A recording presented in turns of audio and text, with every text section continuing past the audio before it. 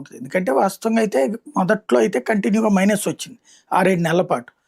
ఆ తర్వాతన మళ్ళీ సెట్ రైట్ అయ్యి అంతా అయిన తర్వాతన 1, 2 పథకాలు ఇవ్వటం, కొన్ని బిల్లులు ఇవ్వటం ఇట్లాంటివి జరిగిన టైంలో కొంత జీఎస్టీ వచ్చింది. బాగానే సెట్ అయింది. మళ్ళీ ప్లస్ అయింది. మళ్ళీ మైనస్ అయింది. ఫస్ట్ ఇయర్‌లో అయితే దాదాపుగా ఈ ప్రభుత్వం కూటమి ప్రభుత్వం అధికారంలోకి వచ్చాక మొదటి ఏడాది 12 నెలల్లో 8 ప్లస్సు 8 మైనస్సు 4 ప్లస్ ఉంది అప్పట్లో. 0 గాని, ప్లస్ గాని. సెకండ్ ఇయర్‌లో అయితే దాదాపుగా ఇప్పుడు ఈ 11 నెలల్లో దాదాపు నాకు తెలిసి 8, 9 నెలలు ప్లస్‌లోనే ఉంది. ఇప్పుడు మైనస్‌లోకి వచ్చి ఉండొచ్చును.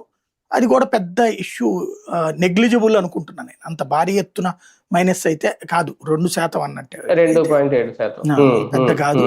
బట్ లాస్ట్ ఇయర్‌తో కంపారిజన్ కదా ఇది. వీళ్ళు ఏం చెప్తారంటే ట్యాక్సులు తగ్గినాయి కదా, జీఎస్టీ పన్నులు తగ్గినాయి కదా అంటారు. కానీ జీఎస్టీ ట్యాక్స్ కేంద్ర స్థాయిలో అయితే లాస్ట్ ఇయర్ కంటే 8.5% ఎక్కువ వచ్చింది. కాబట్టి ఆ కంపారిజన్ చూస్తే కనుక మనకి తగ్గడం చెక్ చేసుకోవాలి.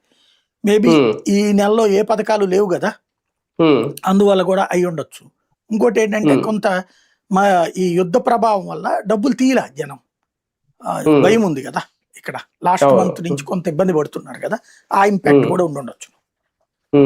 అంటే ఒక పానిక్ సిచ్యువేషన్ వచ్చినప్పుడు